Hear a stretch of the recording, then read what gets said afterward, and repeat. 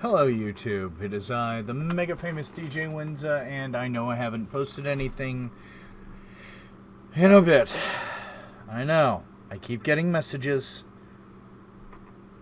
but what I've done is, since I had, finally, some free time, I decided to track down all of my TikToks that I've made, or at least the ones that I've liked. So, here is a compilation of my own TikToks, not random people. I'm not stealing anyone else's content. This is my stuff. That's why it's going to be awful. But these are my DM just the tips. Enjoy. D&D tip. If you're going to start a campaign, one of the best ways to do it is to have one foe that is tied to everyone's backstory and have them all meet in combat with that foe. Woo! Quick DM tip. If you're feeling combat is taking too long, just do something that makes the bad guys all die so that you can continue the story or go home. But make it interesting so it makes sense to the story. Okay? D&D tip. So, don't think that every monster that has a stat block has to be followed exactly to a T. If you have a monstrosity, you can always claim it's an aberration. Remember that. Quick DM tip. Not everything has to go by the book. If you've got a monster that you really like, but you're a little annoyed that it has the brains of a goddamn cactus, give it a goddamn bit of sentience. Little DM tip. Always remember that your player characters might have big families or just have extended families, like that second cousin twice removed, or that uncle that moved away when they were really young. Your players will appreciate that deep dive. Quick DM tip. If you're going to be making a new campaign, just make whatever you're doing in the background and then pick and choose stuff from your players' backgrounds and backstories to build the real center of the stories. D&D tip, or should I say DM just the tip. Anyway, when you are doing combat, don't just start with a ridiculously powerful, terrifying encounter. Build to it. Like, start with weaker enemies. Like, for example, if you're doing tier 2, start with, like, scarecrows that are in a field. And when you realize they're a little too easy for the players involved, step it up a little. Have shadows appear that are led by a white and are attacking the caravan they're traveling with. So the players have to abandon the fight with the scarecrows to save the people in the caravan. Step things up. Believe me, it'll make things a hell of a lot more interesting and a hell of a lot more fun narratively. Mwah. D&D tip. So, what you should do when you are creating a big bad evil guy, so to speak, for your campaign, select someone or something that is actually least likely to be thought of as the big bad evil guy. That way you can have a lot more fun throwing out red herrings. You know, things that the players will think, that's got to be the guy behind all of this. But instead, it's the kindly old man that constantly gives them different quests to go on that just increasingly get more fucked up as the campaign goes on, and the players don't realize it until their assassination is against a child. DM tip, or should I say again, DM just the tip. Especially because it's Valentine's Day. So, if you are doing a Valentine's Day special session, don't go with succubi or incubi for the villain du jour, because that's, like, kind of played out. That's what everyone's expecting. Instead, have it be a huge pile of fawns. Yes, fawns. Because if you look them up in Greek mythology, them some horny motherfucker. They like to do the sex time. And if they are going through a town You don't have to make it a combat thing, because they just trying to get a little something something. Exploit that. It'll be hilarious. And try to have your characters try to role play through it. It'll be great. DM just the tip. You don't have to have everything that you make in your games actually make full sense. It is a fantasy setting or whatever kind of setting you want to use. Make it your own. Do what you want. DM just the tip. So, if you are having a couple of characters that are wanting to go stealth ahead of everyone else, but you don't feel like running combat, use that as an excuse to help expand upon your storytelling. Have whoever they're trying to sneak up on actually ambush them, but not with a direct attack. More like holding them with a knife to their throat and then talking to them. And talk things out. Make it interesting. Because if you can bring tension with just words, that'll make the ultimate actual combat encounter feel that much better. And that's for both players and the DM. Seriously, try it. D&D player tip. This one is a character idea. Just a suggestion, if you're going to go for a paladin and you're not quite sure what race you want to go for, the Zariel Tiefling has +1 strength and +2 charisma. And it's great for those redemption, conquest, or devotion style paladins. Just make sure that you have a decent backstory to explain where your blood came from.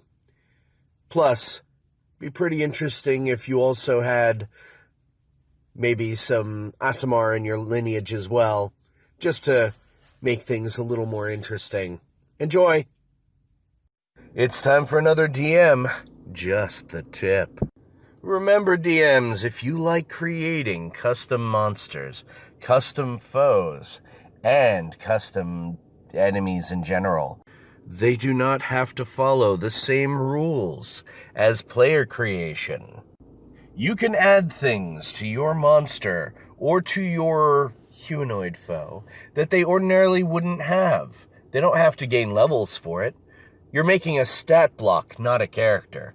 When you are creating something for your players to face, you can just give them any old abilities at all. Just remember to keep them scaled to the level that you're going to use them at.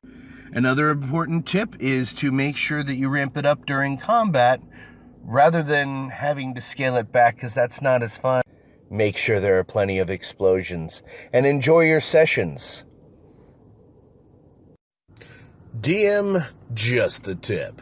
So, if you are currently running a homebrew campaign of any kind, don't be afraid of reaching into any of the campaign modules you may have, especially the official ones, because you can just pick and choose things that you want from it, including entire parts of the adventure that you can just customize to shove right into what you need.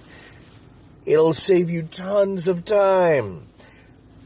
I did that with Tales of the Yawning Portal just recently, and it came in and just jammed into my campaign seamlessly. Now, admittedly, my players know that where I pulled it from, but they loved it. They still loved it. And they're actually a level lower than it's supposed to be, but it's still fun. DM just the tip. So, you've given your characters an incredibly potent magic item. Well, there are ways you can get around that. Like, for example, using it as the cost for a ransom of something in a separate dimension. You either leave this here, or we kill all the hostages. because by the time you leave this room, half of them will already be dead. Players will have to make a choice. If they don't care about the hostages, make sure you point out that people that are important to them are there too. Yes, you're a DM. You can be evil. You don't have to be on their side. Quick DM, just the tip. Remember to dig into your players' backstories for your good NPCs and your bad NPCs. Or replace people from modules. Trust me, it'll help. It'll make things more personal. Enjoy! DM, just the tip. So, if you are a homebrew DM that does a lot of just straight pulling things out of your buttocks, then make sure you constantly turn to your players and ask, so, is there anything that you would really like to do with your character? Any specific foe you want to go after? Any kind of story you would like to run? There's probably going to be a lot of people that are going to be like, I'm okay with whatever.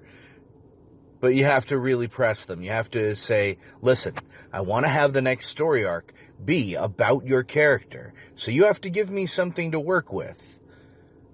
Is there something you're looking for? Is there someone you want to face? Is there an old enemy you want to bring back? You gotta help me here. Seriously, players, help the DMs. DM, just the tip. So, you've got a bunch of spellcasters in your party and you want to give them something special. Well, if they use certain spells frequently, like, for example, I have one character that is a Levistus tiefling who tends to use Thunderstep a lot and loves the spell. Well, Levistus, if you didn't know, is an ice demon. So, what I did is I made Thunderstep into Winter Waltz. It doesn't have the same teleporting ability with more than one person, but the character still teleports, but leaves behind an ice sculpture of themselves in whatever position they were when they teleported, that explodes either when that sculpture is attacked or at the top of the very next turn of that caster. Makes it a little more flavorful and matches. Quick DM, just the tip. Remember to ask your players things that they would like to do during the campaign, especially if it's a homebrew campaign that's based on the characters' backstories, because they will just hand you content. DM, just the tip. I don't really have a good one today, other than just to try out all the internet versions of running a game, whether it be Roll20, Fantasy Grounds, D&D Beyond, although I don't think they have the map things set up yet, although they are working on it from what I've been hearing. Either way, all of you guys stay safe out there. I didn't post anything yesterday because I was working from home and I, again, couldn't think of anything good to say, so I just didn't. Anyway, I love you all. Stay safe. Wash your damn hands. Yeah.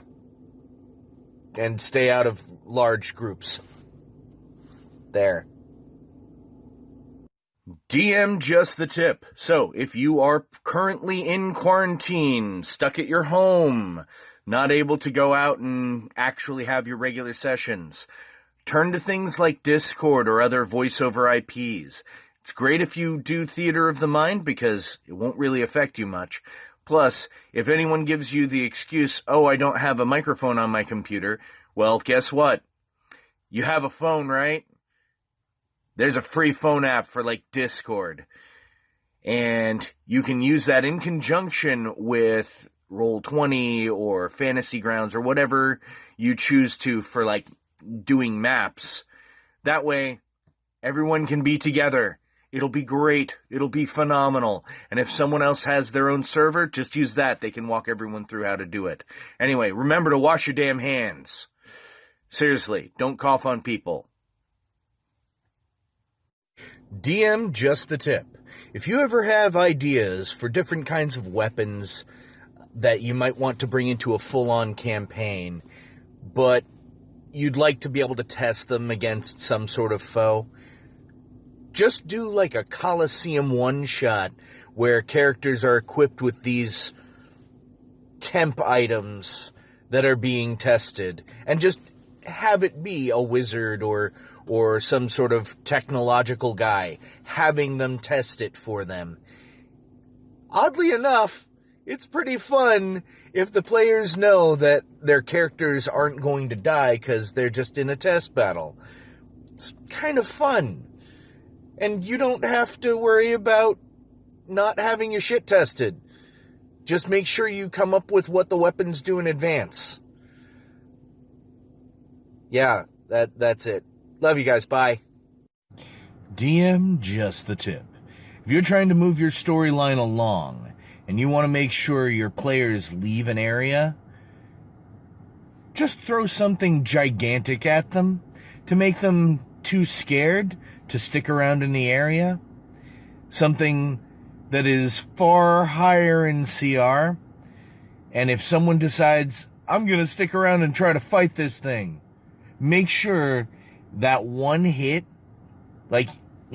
just go ahead and let them enter initiative, but don't even hold back. Let one hit them and nearly drop them.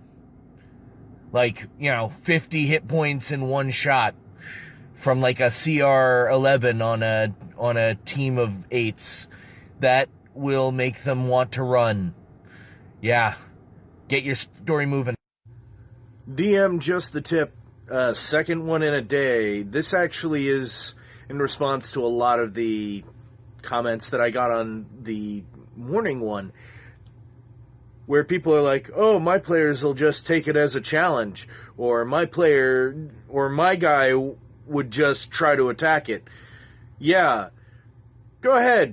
Try attacking it when it takes 75% of your HP in one hit.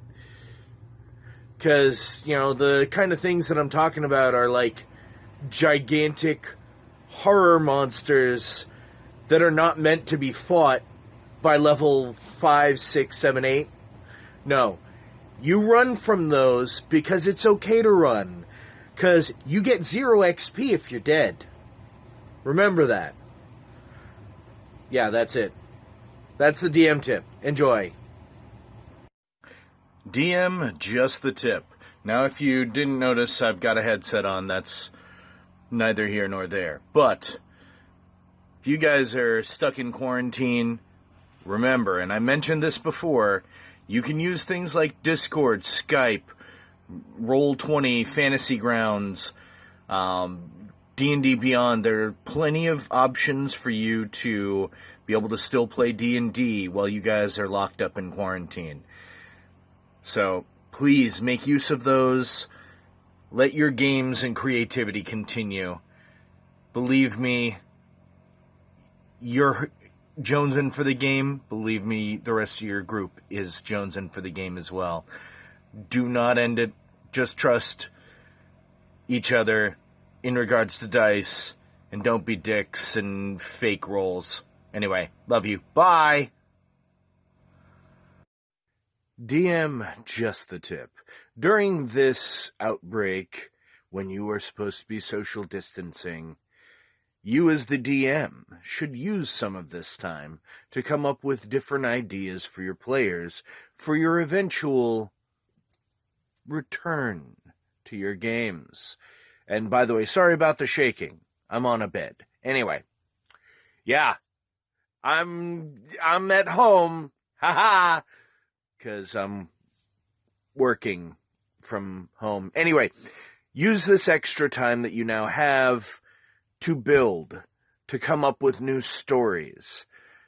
Consume some media and try to pull bits and pieces of it for your stories.